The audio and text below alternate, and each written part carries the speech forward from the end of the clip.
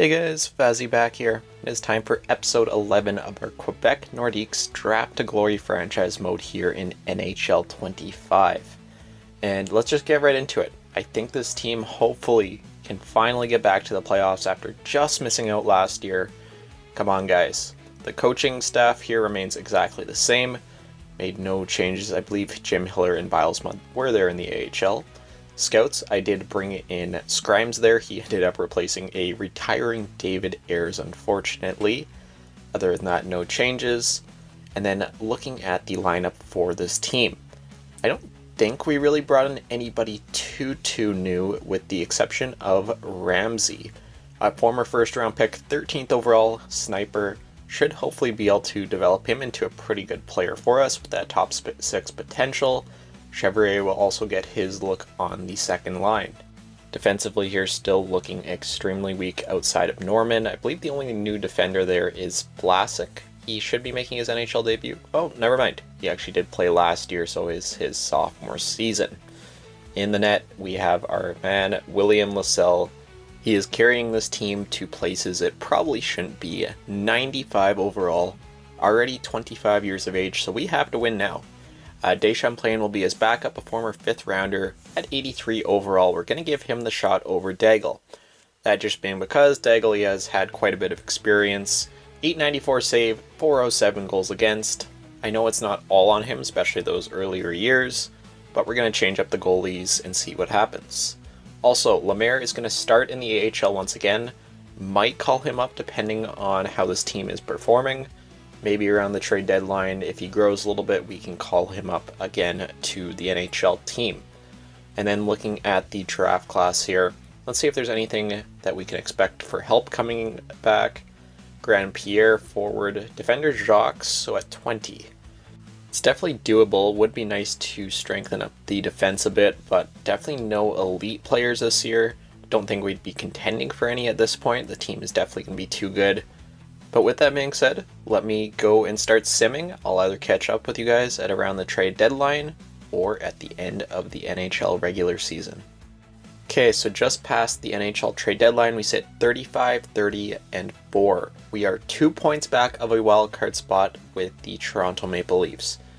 We have to turn it on here. We have to win some games after the deadline if we want to have a chance. I called up Lemaire. He was crushing it in the AHL. He did grow slightly to a 72-73. Isn't playing a ton of ice time, so hopefully it shouldn't hurt our simulation too much. But we just need to keep winning games here. Need to keep chasing teams. Come on, guys. Do not blow another opportunity here at a chance for a Stanley Cup. As I say that, we do lose 2 straight, 3 straight. Going to Montreal and then Boston. Montreal is a shootout win. Going to Boston here on a Friday night. It's a loss 3-1. We have 6 games left. I don't think we're going to make it at this point, sitting 37, 35, and 4. Shootout win against the Wings. The Winnipeg Jets up next. That's a huge 5-2 win. Pittsburgh Penguins. That's another overtime win. 3 games left, guys. We still maybe have a chance. It's not locked yet. And Capitals' last game of the season. Can we go 6 straight? We do. So 4-2 win. Caps don't clinch. That's weird. We're tied with them in points, 90, and we have the exact same record. Just sim a couple of days. And doesn't... What? So we missed the playoffs, maybe via a tiebreaker with Washington? Okay, we gotta go check that out. Let's go take a look at the stats. Fortunately, we do once again miss the playoffs, 2nd year in a row. Still a pretty good record, above 500, but we're so close. Oh, so we actually tied with Washington exactly, but they missed as well. Toronto makes it as the last team from the East. Did I just totally read that wrong? Yeah, I must have. So your top 8 teams ends with Toronto, then Washington and us just on the outside by 2 points.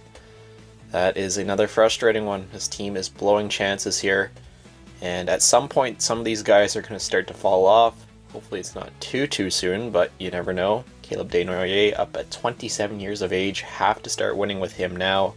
Joseph, 91 overall, 70 points more or less has been his average. You expect a little bit more, still okay. Ramsey in his rookie year puts up 31 points, 9 goals, 22 assists. Is there anyone else here we really want to check? Boulanger, what was he up to there? Oh, still 74, okay. Was a positive player, which is good to see. And Lemaire, so he played 20 games, put up 5 points, -1, up to 72. In the net, Lascelles and Deschamplain didn't do amazing. They did both okay, both having a 905 plus save percentage. Deschamplain's overall record wasn't great, going 6-12. So just a tough year for the team. Once again, let me go and sim till the Stanley Cup is awarded, and I will cut back to you guys. The Edmonton Oilers are your Stanley Cup champions, ending the dominant reign of the Avalanche. Continuing on here to the individual awards, I don't believe we should be really in contention for anything. No one had an amazing season, at least good enough to win an award. We do not. Continue on here. Draft lottery shouldn't really matter. We should be able to get that at least medium top 4 defenseman. I believe was supposed to go around 20, and we will be picking 15. So hopefully he didn't move up throughout the year. We will see. Looking at the retired players for this season, and wow, Austin Matthews calls it a career. He's only 36, still a 91, 1,061 goals. Rantanen, Point, Connor, and Kaprizov, some of your other just huge names calling it a career. In the net, you have Georgiev, Thompson, and Ingram. So that's probably one of our biggest retirement years yet. It seems like each and every single year, a lot of the top faces of the NHL today are calling it a career. Okay, let's go jump into the draft. Let's go see if we can get that defender at 15. We should be fine, but we've thought that before in the past. So simming to pick 15. Who has gone before here? I don't believe the Q had anyone too great this year, so we shouldn't be missing out on anybody. But let's see. Oh, so there's a guy from the Victoriaville Tigers. Could be medium elite. Only 2 bars. That's tough. 1 year out too. Stick him up. Oh no. And Jocks. Okay, so that's the defender we were looking at 17. 2 years out. Maybe has make it snap. He's a defenseman. That's weird. So once again, do we take the elite potential forward, or do we go with the more position of need? The 1 year out is really kind of bugging me. I think we have to go for the defender. We need to go with the position we need more, and we will pick Jacques.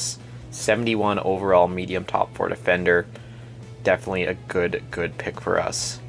Let's go sim to our next pick. I'm curious, what was the other guy? Was he medium elite? Did we make a mistake? Medium top 6, 76 overall. Honestly, totally fine with that. Much better overall, but we don't need any more forwards. We already have too many. So going to our second round pick, McLean there, or Serrano. 3 years out, potential medium elite. I think we go with the Gem, who's medium top 6, just because it looks like he's going to be more or less closer to what the potential is showing. So we will go with him, the Gem, and is medium top 6. Beautiful. 64 overall, 18 years of age. That's a really good second round pick. So that even more makes me not question that first round pick there, going with the defender. Going on here, Rizzy would be really nice. Potential elite defenseman, but he is American. Breaks the rules of the challenge. Hue there, definitely look to snag him. Outside of that, sorting by potential, nothing too crazy. So we have some room here before we have to go with some of the guys later in the draft. So let's maybe go Cote and hope he is a top 6 defender. Can always use those guys. He is 61. Hopefully we can develop him right. 4th round up next. Let's see who we have available. Maybe we start taking some reaches on some of our players. So no one really, at least supposed to be going right away that I see. So we probably just go with Hue. It is a little bit early, but we will take the pick. And wow, he actually is medium top 6 in the 4th round. Great value for us. He is 19. Not the highest overall, but who knows? With that potential, you definitely can grow those players. Continuing on with the QMJHL picks. Bussier's there. Maybe medium top 6. I doubt it. Probably medium top 9. But there's still value to that for us. And yeah, medium top 9. Maybe can be a bottom 6 forward. We shall see. 6th round selection here. 2 picks left in this NHL entry draft. What do we want to do? Don't think there's anyone too crazy left. We have low top 4 defender and maybe medium top 9 forward. So let's go with the low 4 defender first. So let's go first. He is low top 6. And then last pick in the NHL entry draft for the Quebec Nordiques. Probably go with the guy who is medium top 9. He is supposed to be an enforcer. He is an enforcer.